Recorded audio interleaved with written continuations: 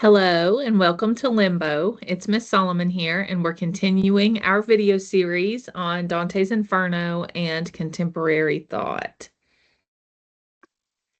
Here in Canto 4, we experience one of the more philosophically resonant moments in the Inferno. So in Limbo, the light of reason shines without the warmth of divine grace.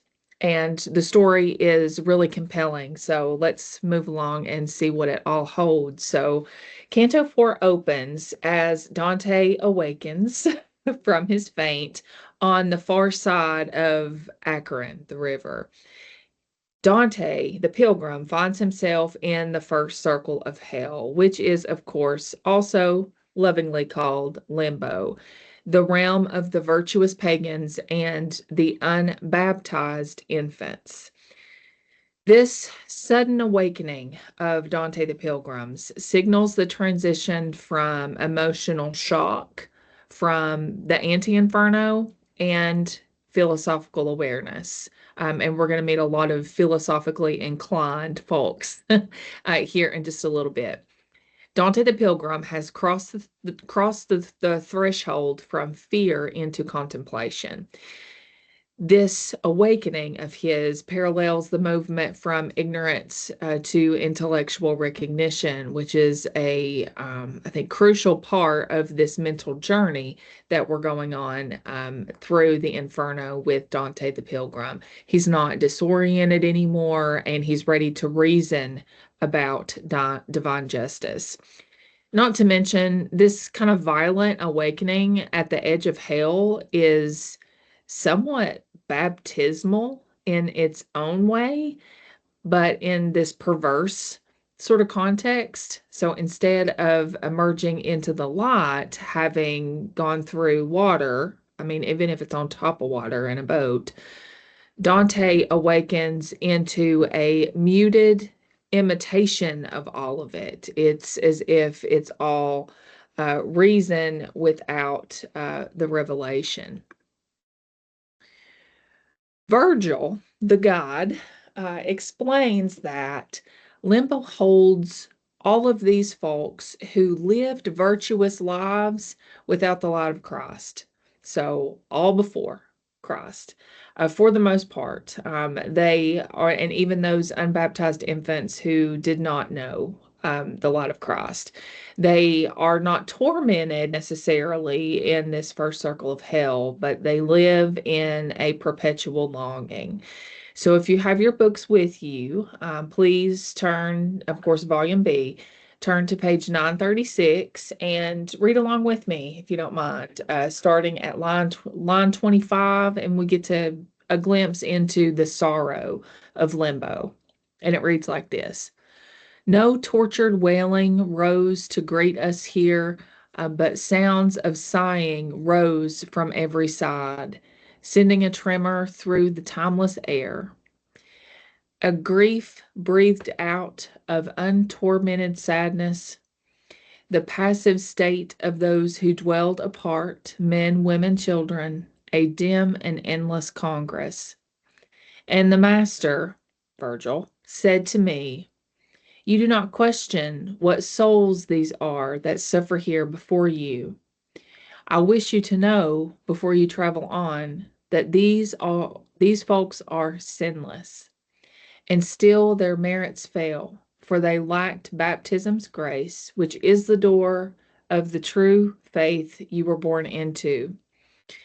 Their birth fell before the age of the Christian mysteries, and so they did not worship God's Trinity in the fullest duty. I am one of these, says Virgil. For such defects are we lost, though spared the fire and suffering hell in one affliction only, that without hope we live on in desire. It shifts to Dante's voice now, his narrative voice.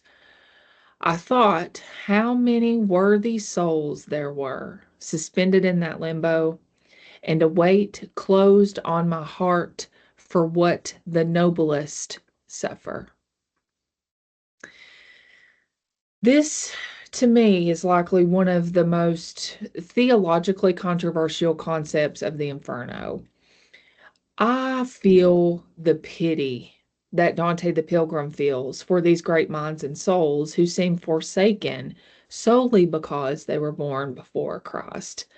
The reason why this is so controversial, I think even in its normal context historically, but I think it can still be this controversial today, depending on what folks' perspectives are, is that Dante the poet dares to suggest that virtue is real and noble even outside the Christian covenant, which is kind of a big deal. So it's in this transitional phase, but we can recognize the good and the parts that can fold into the Christian covenant.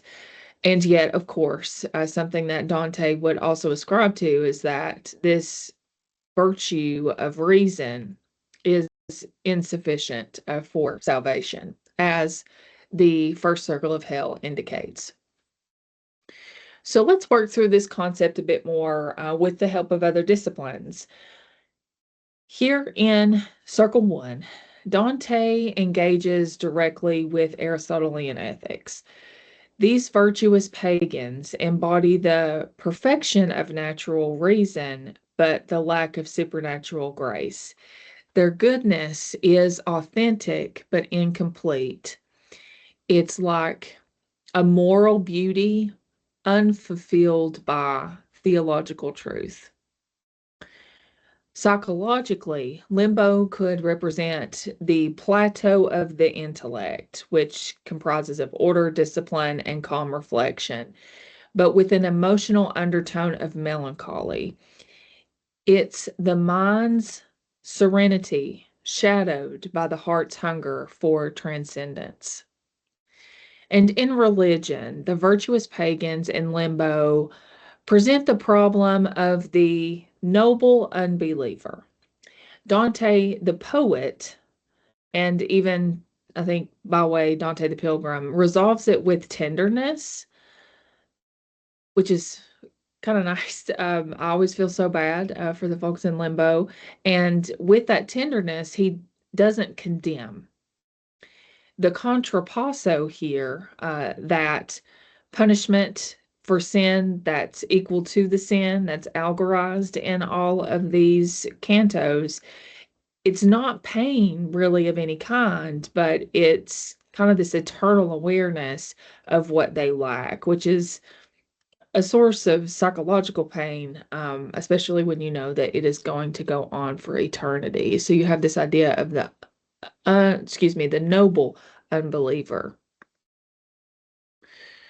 Moving on, back to the text. If you look at page 938, there are some names on the list of virtuous pagans that you might recognize that make up what we affectionately call the noble castle of Limbo. Dante the Pilgrim meets a community of the greatest minds of antiquity. And while Dante the poet crowns Virgil as the Prince of Poets, of course, Italy, and Virgil as the god, so dubbed and chosen, Virgil is among others like Homer, whose work we've read in translation, Horace, who is another ancient Roman poet alongside Ovid, who we've read, and then the same goes for Loken. This stings a little bit for us, maybe, if you're somebody who liked reading the Iliad by Homer or Metamorphoses by Ovid. And even so, we may feel this way because we know the genius and the pursuit of the good that these poets represent. And so we can maybe mourn for them just a little bit. On page 939, there are more virtuous pagans you may recognize. We see Hector, Trojan hero in the Iliad. We see Aeneas, who is the epic hero of the Aeneid, penned by Virgil. We also see Julius Caesar, the great Roman general and statesman. Dante the Pilgrim nearly loses his wits when he lays eyes on Aristotle. or as Virgil calls Aristotle, quote, the master of those who know. Aristotle is in very high esteem in this text, at least in the allusion and in the subtext. So, and subsequently, we see the other two great philosophic figures of ancient Greece, who are Socrates and Plato, and they go in that kind of order. First was Socrates, then was Plato, then was Aristotle. Then Virgil offers a list of many pre-Socratic philosophers who laid the foundations of mathematics, the atom, other sciences, early poetics, and even prophetic thoughts about monotheism before it was a staple in many mainstream cultures, maybe even like our own. Here, too, which could be seen as a controversial choice, Virgil names medieval Islamic philosophers like Avicenna and Averroes outside of the Christian tradition. Islamic philosophers, Muslim, likely because, and this is my thought, because their great classic inspiration for these medieval Islamic philosophers was Aristotle. And because Aristotle is thought so highly by Dante the poet, obviously in the text, also thought highly of that we would fold in these great thinkers from the Islamic tradition into this realm as well.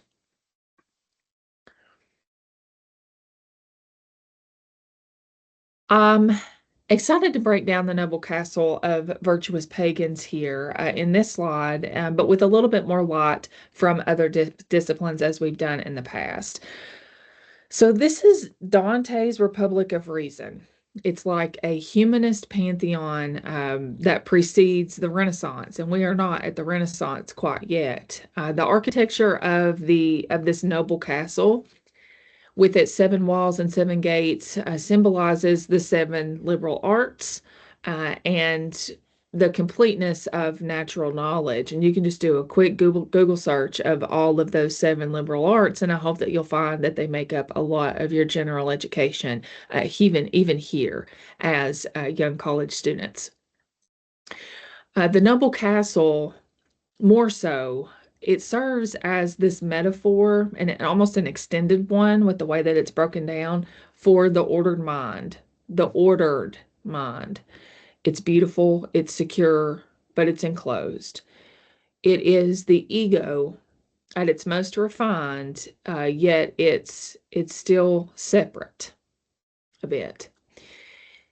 Even here, where religion is concerned, divine light shines dimly, very dimly. The castle glows with luminous air, and that's a direct quote there, luminous air, but the light does not rise beyond its walls. And so this really, case in point, is reason's limit. It's clarity without illumination, and it's wisdom without salvation. So before this video comes to a close, I want to make sure that I drive home some key images and define the contrapasso or the allegorical punishment of this first circle of hell in one space. So first is the castle of reason itself. Here we have security, dignity, and containment. The castle represents that wisdom without the salvation, without the transcendence. Next is the luminous air. So we've got this intellectual enlightenment that is absent of the warmth of faith. Third, in limbo, we have the boundary of sound. Limbo is almost silent. So I'd imagine if I got to go to this place, to Limbo, and hang out with all of these old philosophers, like we get to chat, because that's the whole point is philosophy and discussion and to have a good time, but it's almost silent. And this absence of sound is full of anguish, and it's supposed to represent an absence of grace, where it is silent. There is no music. There is no joy, and both of those can be directly tied to grace. And then lastly is the absence of movement. There are no storms. There is no fire in Limbo. It's just still, straight up stillness. The contrapasso for Limbo can be narrowed down to static perfection. Rather than dynamic torment. And there even is still, at least to me, some torment in that static perfection, because why stay static if you can grow? Like you want to do more, be more. And these folks do not have that opportunity. So Canto 4 illustrates this first circle of hell as this really compelling paradox. The punishment is gentleness. It's the shadow side of humanism where reason is absolutely celebrated. And I think we can come away from reading this canto feeling like reason has been celebrated, but it is still indeed isolated from love. All right, so thanks for scoping out the first circle of hell with me. And next, we'll move on to out of limbo into the second circle of hell where lust reigns. So I will see you there.